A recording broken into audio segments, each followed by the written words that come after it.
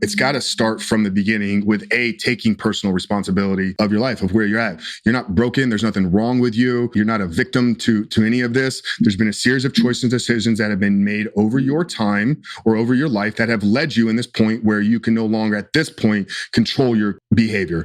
Once you accept that and take responsibility that you are the one that's gotten you here and you're the only one that's going to be able to get you out of it, then we can start developing a strategic plan.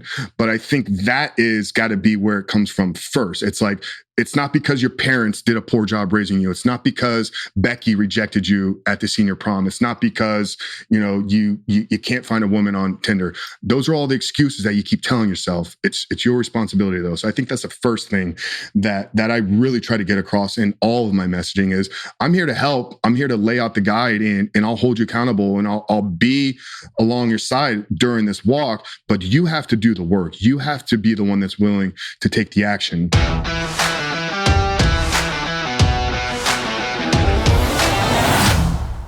All right, my friend, welcome back to another amazing episode here on the Fit Father Project podcast. This is your host, Dr. Anthony Balduzzi. I'm the founder here at the Fit Father Project. And today I am feeling incredibly grateful to share this powerful conversation with you between myself and my friend, Frank Rich. Frank is a former bodybuilder, an entrepreneur, a men's health coach, and the host of the Superhuman Life Podcast. And the reason I brought Frank on for this conversation today is not strictly because of his fitness background. It's because Frank is a man who's dedicated his life to helping people break free of porn addiction. Yes, I said pornography. And I believe this is an important conversation because as fit fathers, it's not just about physical well-being with your nutrition and your habits around your exercise, your sleep, your recovery. It's about well-being on all levels, mental, physical, spiritual. And in today's day and age, pornography needs to be a part of this discussion because here are the facts. Today in the US, over 40 million adults regularly visit internet pornography websites. 10% of adults in the US admit to having a porn addiction. And right now, over 50% of teens search out porn regularly, at least monthly. And over 50% of male students and 30% of female students viewed porn before they became teenagers. This is the world we live in. We have the internet, and right now there's pornography all over the place. And this is currently kind of like a taboo thing to discuss, but it really shouldn't be because our bodies have this inborn desire for sex and procreation, which is beautiful. It's the reason that you and I exist and we're here is because our parents had sex. But the problem is when we have this internet pornography that takes something pure like sex and brings it into the domain of violence, of aggression, of all sorts of these crazy overstimulated things, it wreaks havoc on our health, our well-being, and our neurochemistry. And so I wanted to bring Frank on to discuss this stuff. And look, it's not getting any better into the future. With virtual reality right around the corner, it's projected that by 2025, virtual reality porn is going to be over a $1 billion industry, and it's only getting bigger and worse. So we need to address it for both ourselves and our kids. And that's what we get into in this conversation with Frank. In just a few moments, you're going to hear about Frank's story, about he battled porn addiction, depression, and anxiety for over 20 years, and his overall turn and transformation to really getting himself right, to reconnecting with his faith, and developing a proven system and a path to break free of porn addiction, and also to really just uncover and shine light on the deep dangers of porn addiction. This is a conversation that we need to be having, so I'm super happy to use this podcast as a platform to bring on Frank Rich. We're going to talk about neurochemistry. We're going to talk about the relationship between addictions to things like porn to addictions to things like sugar and all sorts of bad self-destructive behaviors. All of this has a common ground,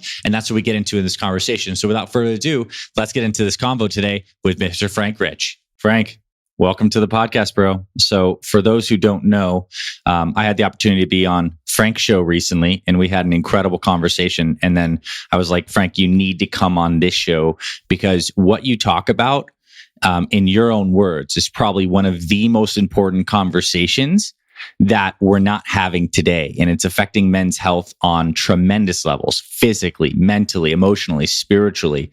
So let's kick this off. Like, introduce yourself to everyone listening and tell us how you got into studying, helping men break free of porn addiction and how this has impacted your life to bring you here. Yeah, absolutely. And, first off, just thank you once again, Dr. Anthony, for one, for coming on, the Superhuman Life recently. Just already the response and feedback we're getting from that conversation just been mind blowing. So I'm just looking forward to that continuing to just reach and impact my audience. But I guess for me to try to keep this as short and concise as possible, because I do have the ability to just go on a long tangent. So reel me in anytime if I get off track here. But yeah, I always say like it's not something I just woke up one day and I was like, oh, porn addiction looks like an interesting area to explore and get into. Everything I'm doing today is ultimately a product and a result of my own life story and transformation. So a little bit about me.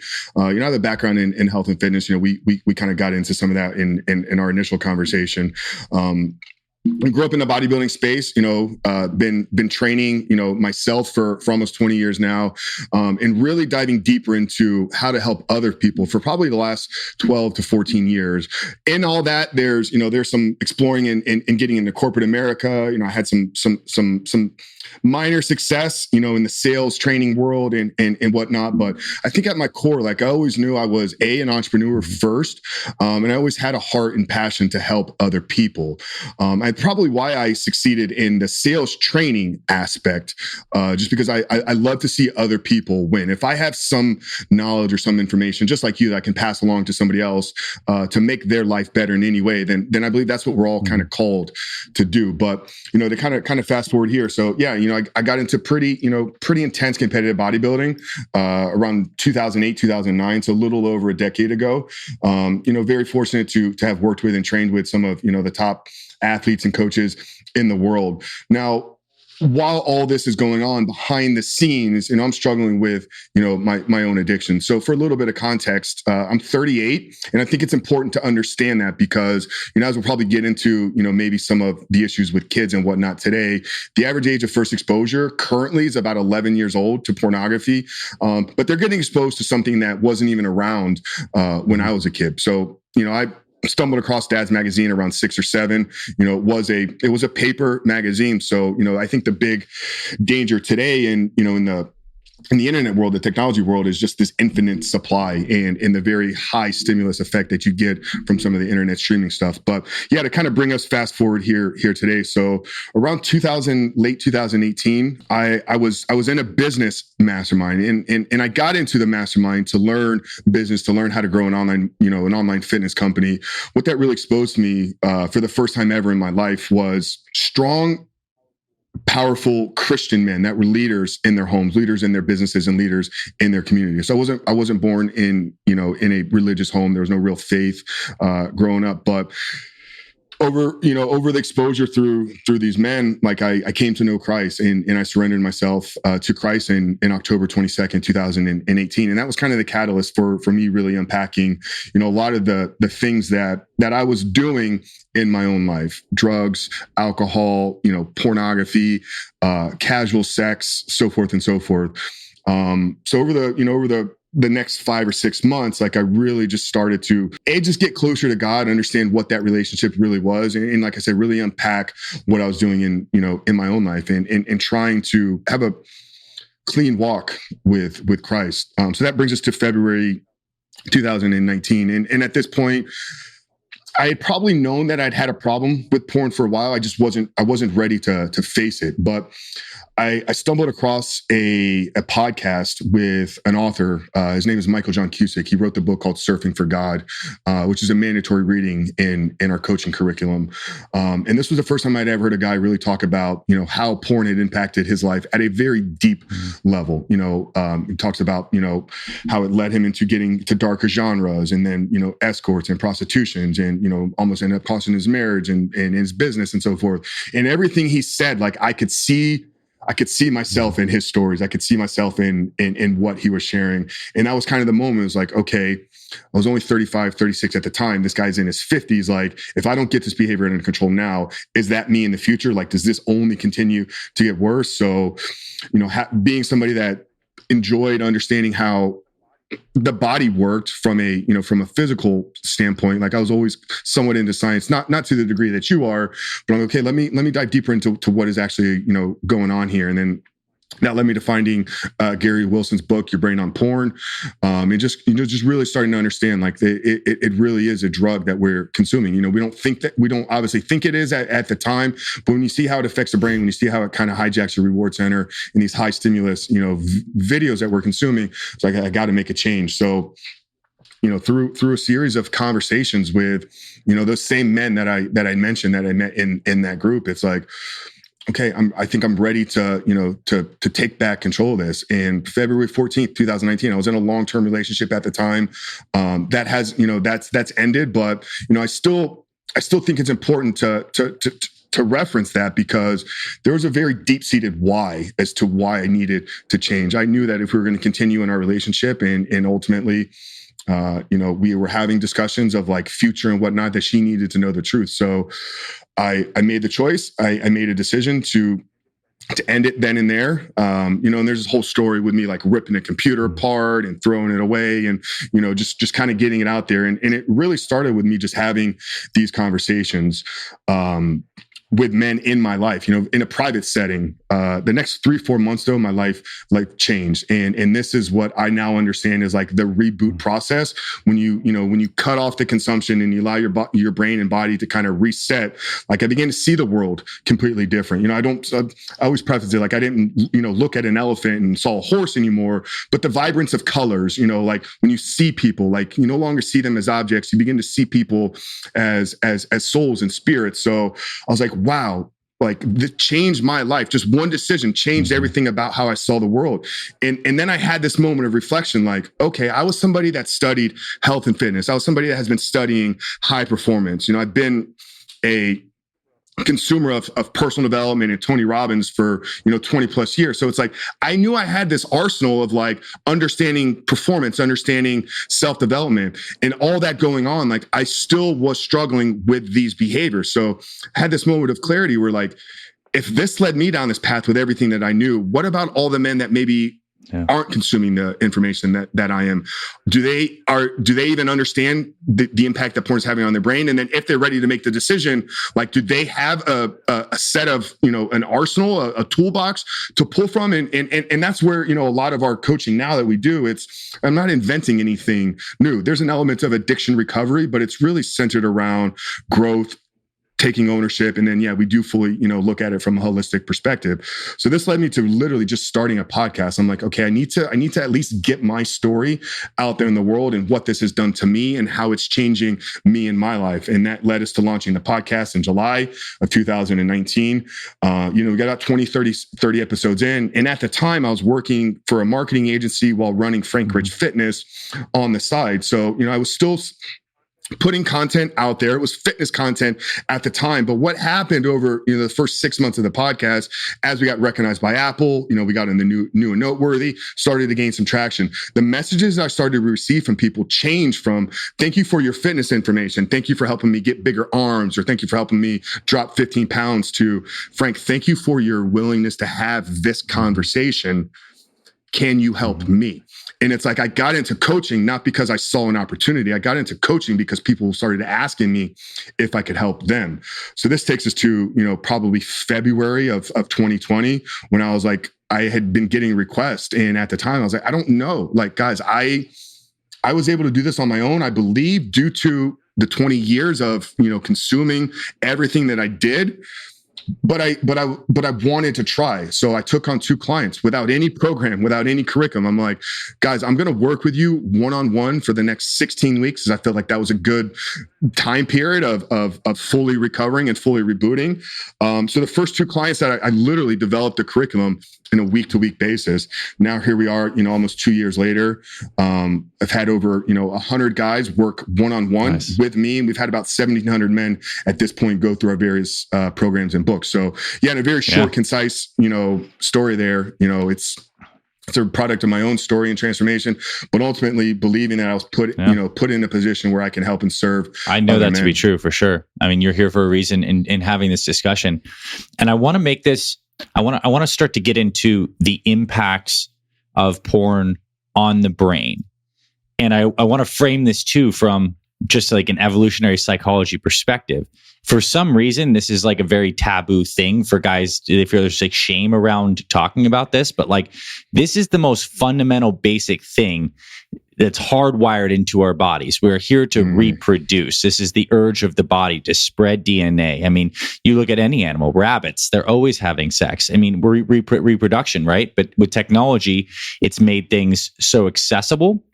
And it's kind of like hijacked this ancient circuitry. So what effectively happens to the brain with porn consumption? I want to start there. And what are some of the effects if we do it often? And let's get into that. Yeah. And I think that's why it was, I made a point to reference, my age and address it, from the internet streaming technology side of things. Because one of the things that I'll get pushback every once in a while. Oh, porn's been around, since the beginning of man or since the dawn of time. And it's like, yeah, you can find, if you study, archaeology and whatnot, you'll find, paintings and drawings like in a cave. And it's like, okay, what a painting of what looks like a figure of a person is not the same thing from high streaming, high arousal, high stimulus, internet streaming pornography. And I'm stealing terms here from Dr. Trish Lee, who, works in the space here. And I've had her on the podcast here a couple of times. She's a 25-year, professor in the neuroscience world. Her terminology for it is internet streaming pornography is a super normal stimulus. And the focus there is that's super normal. So we're designed to get arousal. We're designed to get stimulus. Dopamine is it's the currency of motivation. It's designed to bring us closer and release as we're moving towards our goals. What happens from first, second exposure of the internet streaming pornography, the high stimulus, high arousal, infinite supply, is it changes your baseline. So now you've established this hit of dopamine at this super normal level, like nothing in the natural world is going to give you. And I don't want to say that watching porn is the same as consuming hardcore drugs, but the impact, the level of dopamine that you're getting is right there in and of the same. There's these super normal stimuluses. So what ends up happening over time is, 1-2 exposure, you've established a new baseline. Your brain can say, okay, if I need dopamine, I can go get it here at this level. What ends up happening is you no longer begin to find joy or even motivated to pursue other goals in life, because like we said, dopamine is the currency of motivation. As you're moving closer towards your goals, I'm sure you probably tell your clients, like, you don't get dopamine at the end of the 30-day challenge or at the end of 6 weeks or 12 weeks when you lose 15 pounds. A little hit of dopamine every time you make that decision, every time you're in the pursuit, you're driving towards a gym or you're sitting there.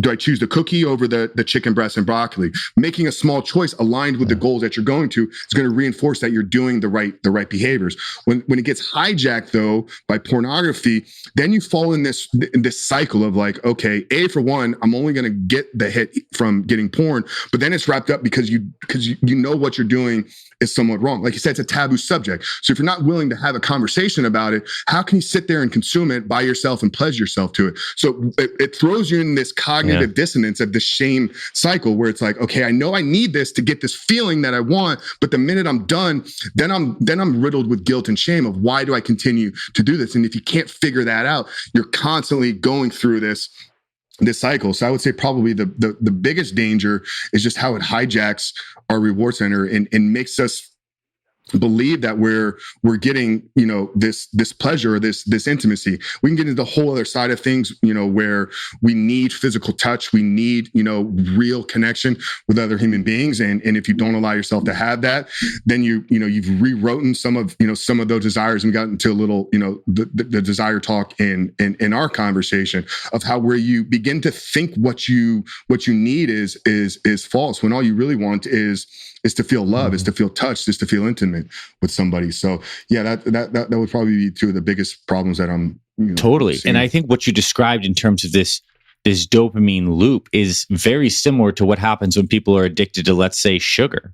Right? I mean, very similar things. Like there's the craving period. You believe that this particular thing is going to meet that craving. And when you do have it and you're getting these Russian neurotransmitters, when neurotransmitters are released in exceptionally high levels, whether through a drug or something like a very strong stimulus like porn, the receptors in your brain get saturated with those neurotransmitters. And over time, to protect themselves, the receptors go under the surface, like they become like less responsive. So you actually get like for every peak, there's like a bigger valley, which leads you to another craving of peak. And this is what happens when people are addicted to foods. This is what happens when people are addicted to porn. And it's not like this deficiency of dopamine and the lack of receptors activity because you've had so much of this just stays in one domain of your life.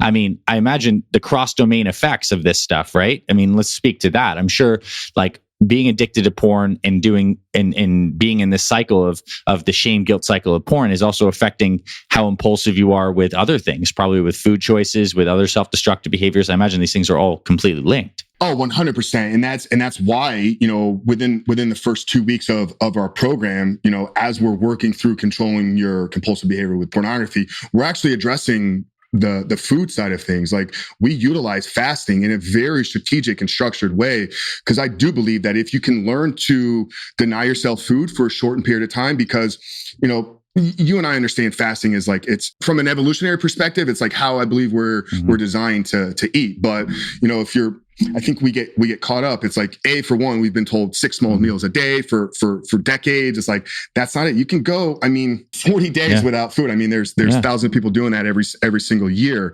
But what I tell my guys is here in the first couple of weeks, like, I'm gonna force you to suffer, not suffer, but push yourself through a little bit of discomfort on the food side of things and learn what it feels like when that false trigger comes for food. How do you suppress that? And then what does that feel like? An hour later on, when the feeling is completely gone, you realize that it was just a false trigger being sent to you. So later on in week 6, week 7, when a trigger comes for pornography, you're like, oh, this feels very similar to what the sugar trigger felt like. So if I can use that same approach, if I can use that same internal feeling to suppress that, distract myself, get out of the, change my environment, do something to just get my mind off of the feeling that I need this right now. Then I realized that like an hour down the road, like, I'm not even thinking about porn again. Like, it was just in the moment.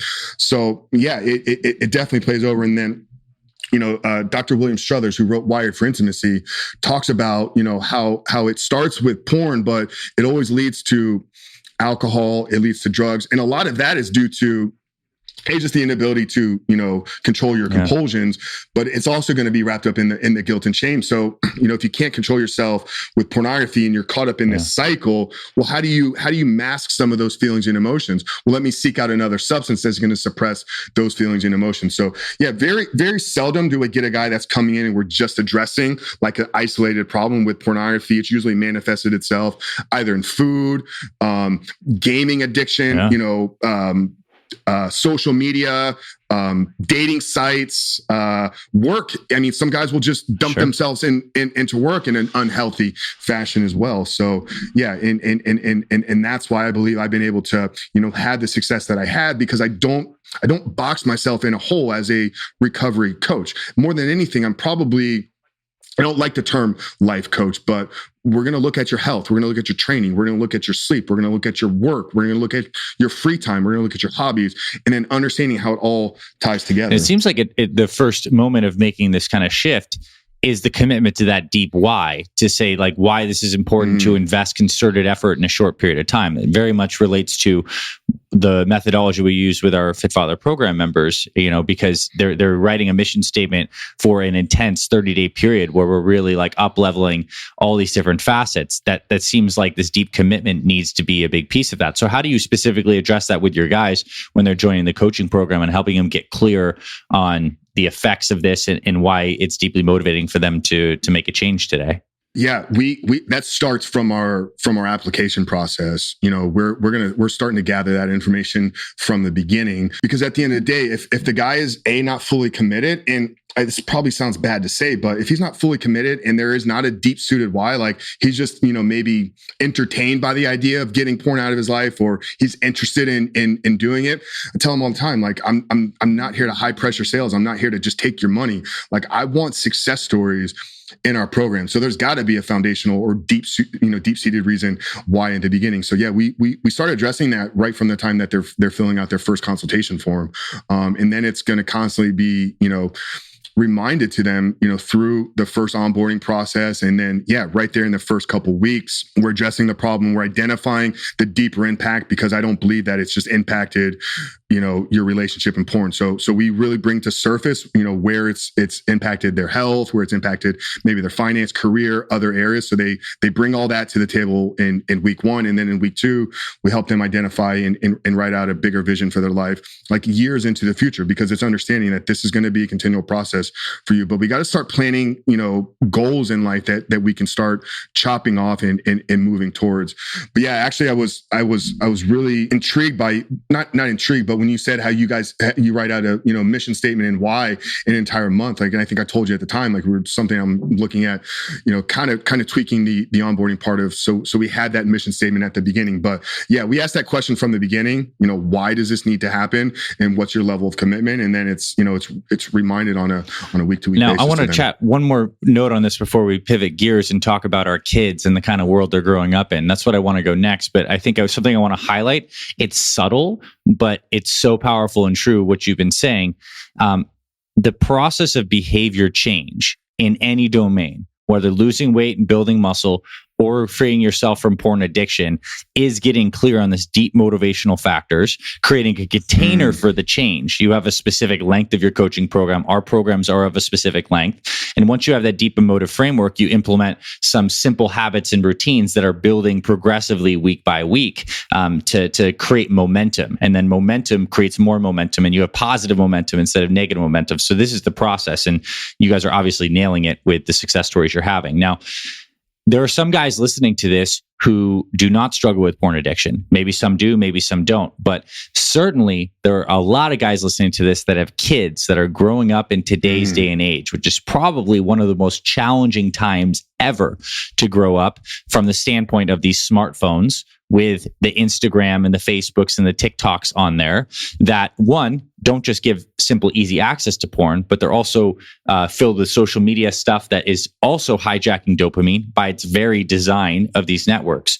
So what's going on with kids today as it relates to this kind of stuff? And what are some of your concerns? We'll start there. And then maybe we get into some ideas of how parents can help their kids who might be silently struggling with this, or at least on the track to moving in a direction where they can end up with a big problem. What's going on today with kids in society? Yeah, I think the biggest problem in this is, very close to home for me, because it's a certain family member that I have. It's the biggest fear that I see, or the biggest challenge I see with parents, is them thinking, oh, it's not going to happen to my Johnny, or, I'm raising a good kid. He's got great grades and, he's active in sports, so he's not going to fall into this. Let me preface this. I was a straight A student, from first grade to 10th grade, not a B on a report card. I was an all-star athlete. I was a popular kid. And I don't want to say this in a way where I'm not bragging about my childhood, but I was that kid that was all-star team, picked first, president of the honor society and whatnot. So I was a great young boy, and I still struggled with it. So I think the biggest thing that, if I could say to any parent, is your little kid is not special. It will find him. And I think it's important to phrase it that way. There will come a point in your young child's life when his eyes see something that his brain is not developed to handle. So what can parents do is they got to get in front of it, and it's got to be tackled with trust and having real conversations. So first and foremost, if there is a guy that's struggling with it and he's thinking about, how do I prevent my kids from doing it? Get yourself under control first, because you can't go have a conversation with your young son about what he's going to face in the future if you're still struggling with it, because that conversation is not going to come off authentic. Kid's going to read right through it. Trust me, from a subconscious level, a kid is going to know that you are not being real and honest. Now, once you're beyond that and you're ready to have the conversations, like I said, start having the conversation early. There's some great resources out there. There's an amazing book called Good Pictures, Bad Pictures. It's for younger kids, probably, 5 to 7 years old. But it's just understanding when you see something that maybe doesn't sit with you, this is why, and this is what you need to do with it. So planting those seeds early on. Yeah, and then on the social media side, I mean, it's definitely something that it's a balancing act, because how can you tell a parent, like, don't give your kid a certain device when it's becoming a part of our world and they need to have it. But there's some parental controls out there that you can look at doing, trying to limit certain apps. I think there's even phones specifically for kids which only allow you to access some of these apps. But I think you gotta set the tone. Like, it's not like you have to establish the rules. If it's you're gonna check their phones, at night, you're gonna review what they're looking at. Their phone's gonna be linked up to yours. There's another great organization out there called Protect Young Minds, led by Christopher McKenna, which all of their content is centered around like the dangers out there, new technologies coming out. It's not a lot of what we focus on. It's obviously we have the conversation about it. But if I can direct people to good pictures, bad pictures, protect young minds. But I think more importantly, it's understanding that no matter what an amazing job you're doing as a parent, there will come a time where they're going to be exposed to it. So just accept that first as a parent. Be ready when it happens. Educate yourself. A great documentary to watch is maybe Childhood 2.0. You can find that on YouTube, or I believe it's on Netflix as well. Just understanding, once again, the technology and what it's doing. But yeah, just be ready, be equipped, educate yourself, by listening to conversations like this. And then more importantly, getting in front of the issue before yeah, I mean, it seems like there's no way to insulate kids from any of this, whether it's their own searching, it's what are their friends doing? They're at school. So it's like, it's going to be exposed. The honest, transparent conversation head on with technology boundaries does seem like the right way. Yeah. And I'm not a parent. So, I always struggle with this, but I see a problem where if you do try to insulate them and you keep them boxed up in this world, what's going to happen when they leave home? Then they're going to see this whole world, and it's like, well, why didn't mom and dad expose this to me? I'm not saying you need to throw your kids, like just throw them out in the world, but I'm not one that believes like you can keep people boxed up in a container, because eventually they're gonna experience the world. So we have to be able to lay that foundation, do the work, establish the relationship with our kids, so they know that they can trust us. When something doesn't feel well, it doesn't sit well in them, they know that they can come to mom or they can come to dad, because that's what we've conditioned and that's what we've had in our home from day one. I have a question, and this is really from a curiosity standpoint, is this just a problem for men and young boys? Or is this something that we're talking about in this space right now is affecting women and young girls? I know men obviously have different and more like overt in your face drive and are the biggest consumers of porn, but what's going on with our young women in society today too? Is this something that's discussed? Great question. And I'm sure, I mean, the male and female brain is stimulated differently. William Struthers talks about this in Wired for Intimacy, how the male brain is triggered visually. It's why women wear, red lipstick, they put makeup on. Like, there's not a guy walking around that's trying to like look a certain way for a woman.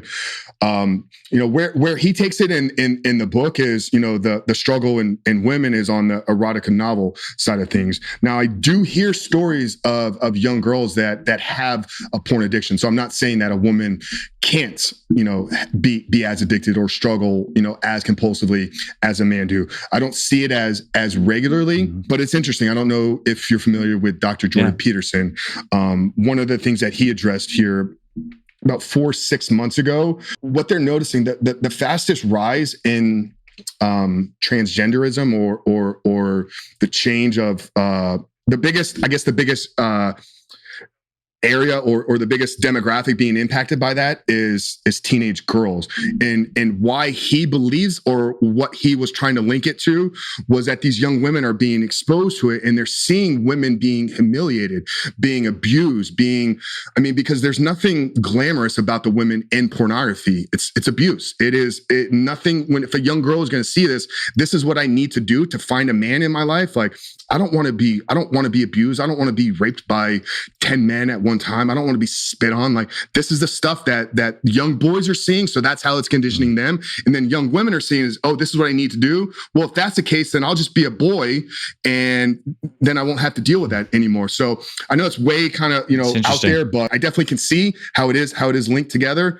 But I say probably, with the young female more than anything, it's conditioning to believe that they need to be like a sexual object to get love or to be accepted by men. That's probably the biggest problem. And the other thing that I think is very relevant, particularly for young girls right now, is depression and not feeling good about yourself, because we have young girls who are developing that are hopping on Instagram and certain apps and seeing, Photoshop supermodels that are 15 years older than them.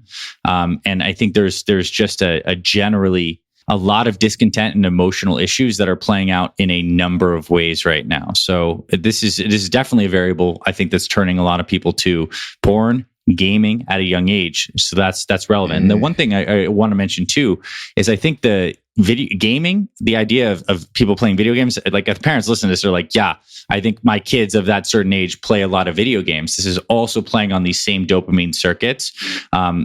I think the porn and the video games are very much linked. I think if you see people who are watching a lot of porn at a young age, I'm certainly they're doing video gaming too at the same time. So it's all about like protecting neurochemistry. So what specifically do people do, whether it's a porn addiction or another addiction, in your program to really reboot? You mentioned fasting. I imagine there's some exercise components, maybe some meditation. Like, what are some key tenets of your protocol that helps someone heal themselves from this overstimulation and addiction cycle? Yeah, all of the above, but structured in a very, laid out way that it's not all thrown at you and now you go figure this out. We addressed it at the beginning, but it's got to start from the beginning with taking personal responsibility of your life, of where you're at. You're not broken. There's nothing wrong with you. You're not a victim to any of this. There's been a series of choices and decisions that have been made over your time or over your life that have led you in this point where you can no longer at this point control your behavior. Once you accept that and take responsibility that you are the one that's gotten you here and you're the only one that's going to be able to get you out of it, then we can start developing a strategic plan.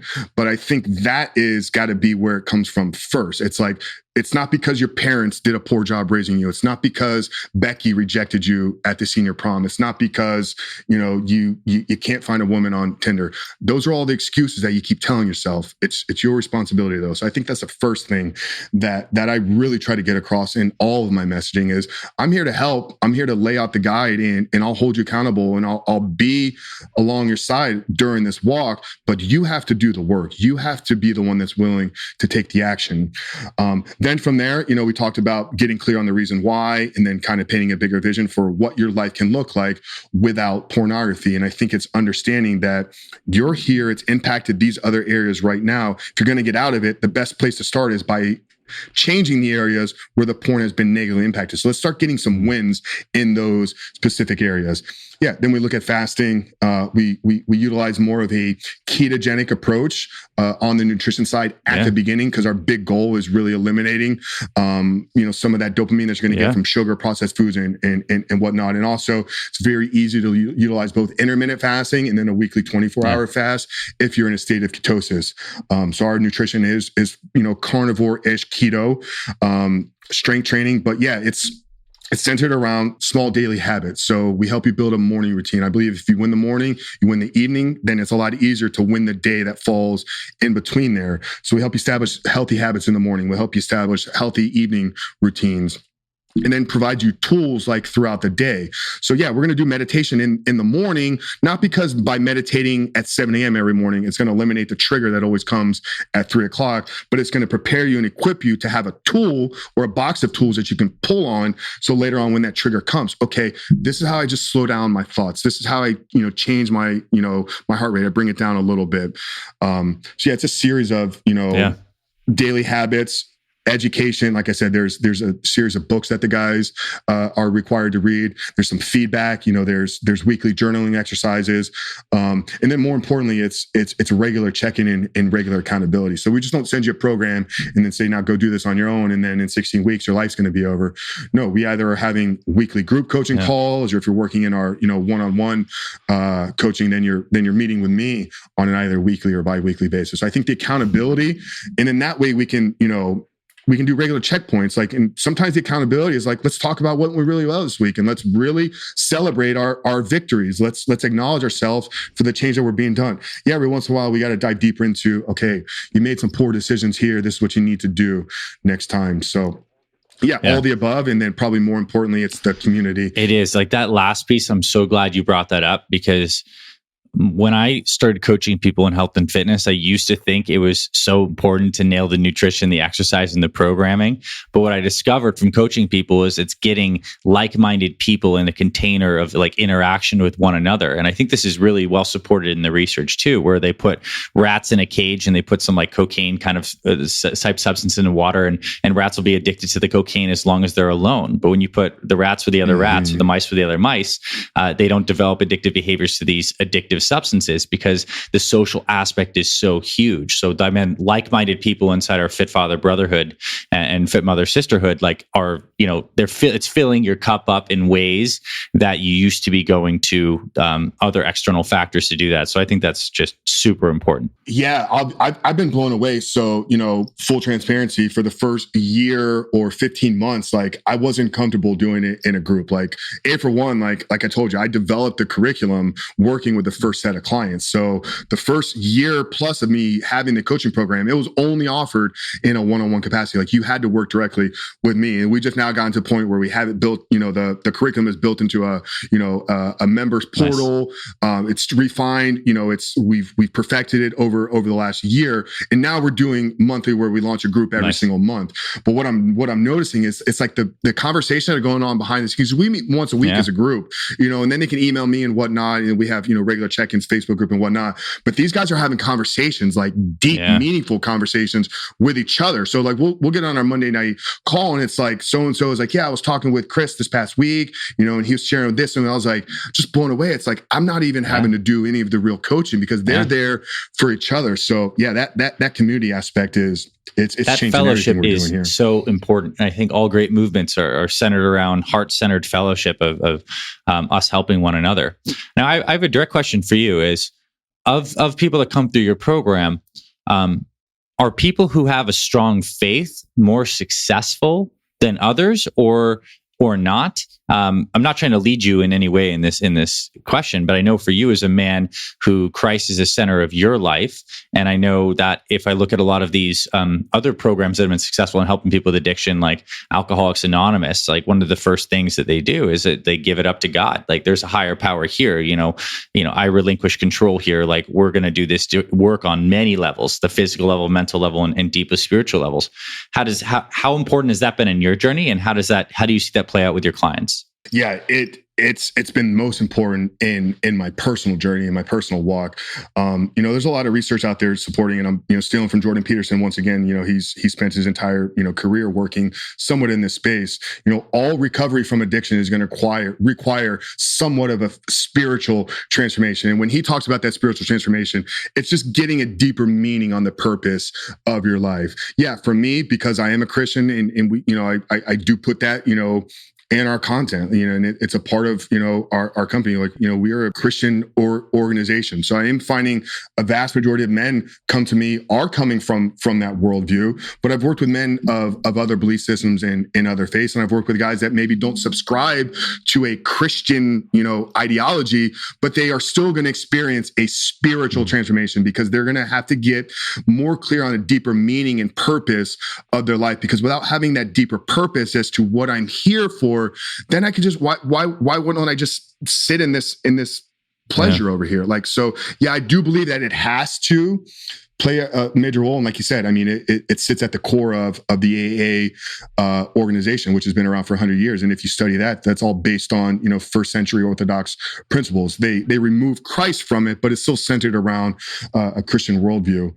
But yeah, I think, as a believer and somebody that does, put his faith most important in his life, I think the greatest thing that I've been able to do is the men that maybe grew up with a faith or grew up, with a relationship with Christ, but maybe their behaviors have pulled them away from it, being able to bring them back and understand, like, God still sees you, as the way that he created you. There's no lesser version of you. But yeah, I do believe that true success or true transformation is going to require some element of a spiritual transformation. I want to speak personally on this because what you just described is that track is something I experienced personally, like this returning back to God, to following Christ that happened for me like kind of like full circle as I started to get a control over compulsive behaviors that I've had in many different domains of my life.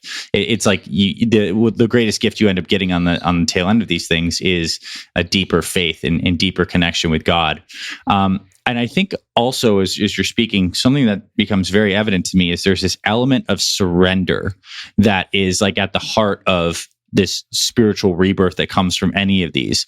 Like you must surrender your old self, these compulsive behaviors and habits, to become reborn as the new version that you're trying to create, and really just taking the baggage off this. Whether someone in your program, I imagine, follows any particular faith, there it must be a surrender to one, the seeking of help, two, like almost like a self-sacrifice of these old things you've been clinging on to, and there the rebirth comes from being able to let part of you that is no longer serving die, if you will, to be reborn in a deeper way. Yeah, it's built into the company name. It's rebuilt recovery. When you look at our logo, it's a phoenix.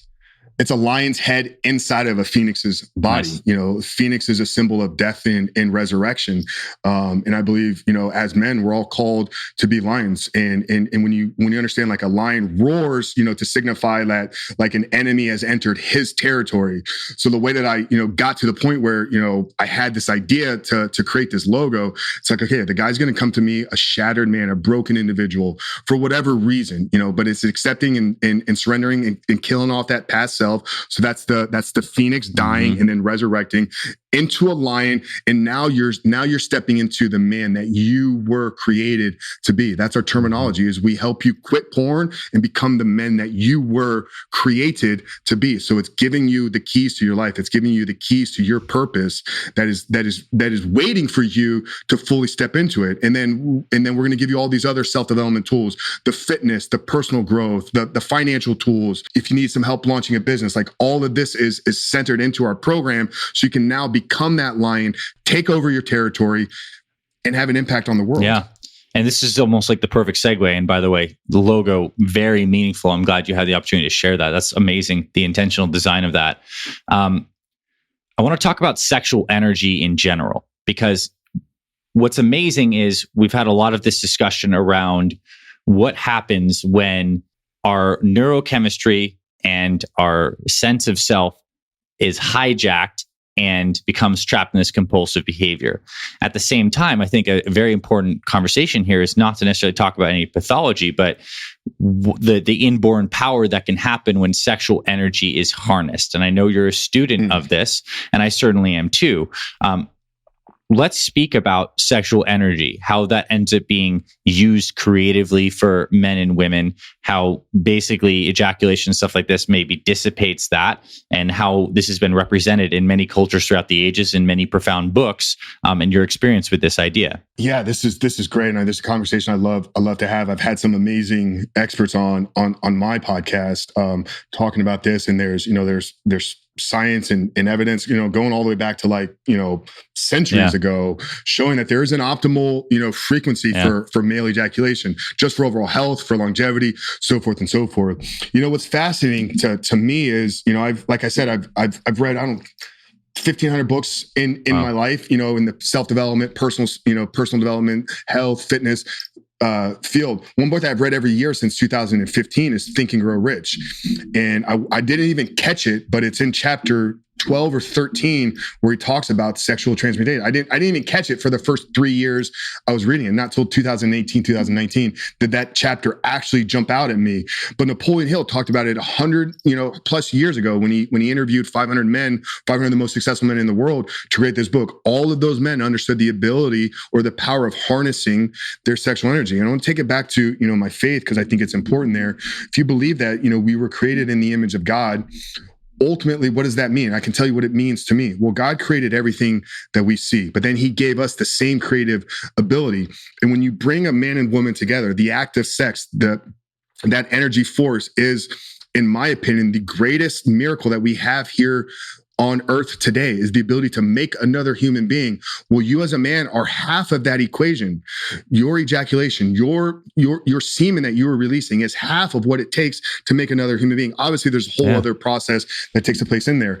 But if you're just wasting that energy and you're just blowing it on your load every single day, not harnessing it, not utilizing it in a way to create something of meaning, something of value to the world. I mean, for me, a podcast that hit new and noteworthy in the first 6 weeks came out of the first 3 months of my life, not ejaculating every single day. You know, we now have a company, like you said, we've been able to, you know, to help 1,700 men to achieve things that I never even dreamt possible. So yeah, I believe when we have the ability to really harness that, to bring that in, get clear on creating something of meaning and value to the world, I think we're all truly unstoppable. Yeah, I'm with you on that. It's been my personal experience with going through practices of conserving semen for just creative energy. It makes you feel fired up. And I think when I was bodybuilding, I used to hear stories of boxers and fighters that would intentionally, you know, not ejaculate before fights because it kind of built up this energy in the body. This has been very well known. Yeah, Rocky talks about it in Rocky 1. You know, it's like one of the first, you know,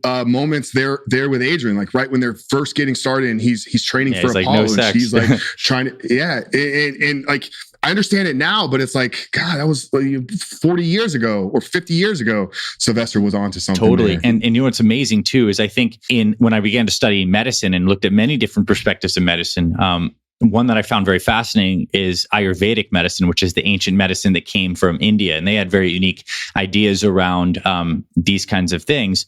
They believe that different people have different constitutional body types. You have someone who's very thin and wiry. You have someone who's more heavy set with like slower digestion. You have someone in the middle who's a little more fiery, and they call these things Vata, Kapha, and Pitta, respectively. And they used to give prescriptions based on your kind of constitution, if you will, for how frequently it was good for you to ejaculate. And I think that what's amazing about this is it's what's optimal is different for every person. I think you really need to tune in and understand like what is good for you versus what is good for me. There are some people who can ejaculate a lot more frequently and still feel like you have that static charge of the sexual energy. Others that if you do it way too frequently, it can do this, but you got to kind of dial in and find your ideal set point. I think for people who are Pitta, which is a little bit of like the constitution I feel like I match, like not heavy, not light, a little bit of fiery, is like once every 2 weeks. Is what they recommend as a frequency. But, you know,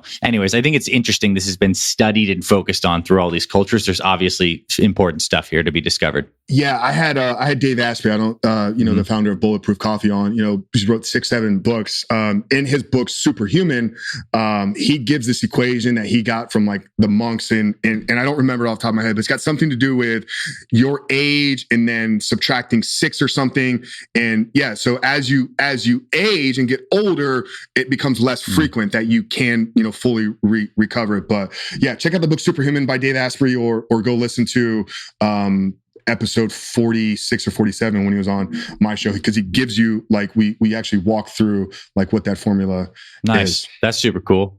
All right, so we're coming up to the tail end of this. I'd love to give you the floor one more time just to share anything that you think would be impactful to kind of put a button on this conversation. For those listening, I know they've gotten value. I'd love for you to share a little bit about where people can find you as well, and maybe any concluding thoughts on this conversation. Yeah, I think first thing, once again, just Dr. Anthony, thank you again for, you know, the willingness to have this conversation. For everybody that's still here listening, you know, thank you for sticking around with us. If maybe you fall into the category of guys that are, you know, after hearing this, or maybe something you've been thinking about for a while, like you've identified that this is a problem in your life. For one, like understand like it's okay. Like there's nothing wrong with you. Like this is a problem that is, you know, impacting millions of men in the world. So there shouldn't be any judgment coming from anybody if you open up and talk about it. If that is what you're getting, then you're having the conversation with the wrong person. So if anybody's hearing this and just needs somebody to have a conversation with, I want to invite you to reach out to me. You can find me on Instagram at the Superhuman Frank. Just send me a direct message and say, hey man, I heard you on Dr. Anthony's podcast, or, just send me the word rebuild. Like if it's just want to keep it to one word. I just want to give you a safe place to maybe just start getting some things off your chest. If you're interested in maybe learning more about what we do over at Rebuilt Recovery, you can check us out at rebuiltrecovery.com. Or I'd probably direct you to check out our YouTube. That's where we're most active on creating content. So we do a daily video Monday through Friday. And it's short, actionable stuff. It's 8 to 12 minutes of tactical things that you can do in the moments of triggers, how to develop habits, how to establish a game plan for yourself. Sometimes we zoom out and go higher level, kind of, understanding some of the deeper impacts on things. But yeah, check us out at Rebuild Your Life is the YouTube channel. And if you want like an actual guide or step, if you go or steps to follow, we have a free book. It's called The 7-Step Guide to Living Life Without Porn. You can get that at the 7stepguide.com. But yeah, for those that are struggling, there's nothing wrong with you. There's nothing, bad. It is going to be your responsibility, though, to get out of it. Nobody's going to come and rescue you. So if you've identified that there is a problem, begin to take action. And then for those that aren't and are more on the parenting side of things, please begin to educate yourself. Please begin to seek out and find some of those resources, so we can start having these conversations and hopefully get in front of this with the next generation. Because I do have a very big mission with what we're trying to do. I mean, fully eradicating porn from the world. I mean, I'm not doing a whole lot on the front end side of things. There's some amazing people out there that are raising awareness and just trying to take down pornography and take down Pornhub. So it's no longer readily available. But it's going to take a joint effort. Like we're going to need to get these sites taken down. We're going to need to get all the men clean of porn. And we're going to make sure that we educate the next generation on what they're going to face, because as of right now, I don't think it is going to go anywhere. It's here. So we need to start making sure that the young boys that are coming up know what they're going to face. And do you work with kids? If there's anyone listening to this who feels like they have a friend, a family member, or maybe even child that struggles with this, have you ever done any stuff with kids? I haven't taken anybody under the age of 18. Not opposed to it, but probably at that age, I'm not sure what we do inside of our curriculum would make a lot of sense for a boy or a teenager. But I'd be willing to have a conversation with a parent and direct you. Like I said, I have lots of resources. I have a network of people that do, and those are conversations that we have regularly on our podcast. All right, Frank. Thank you so much, man. This was wonderful. I know everyone's going to really love this, and I appreciate your willingness to come on here, share your heart, and congratulations on everything you've done. And I know you're just getting warmed up. This is the first quarter, and I'm excited to see how your work continues to blossom and impact more men and families.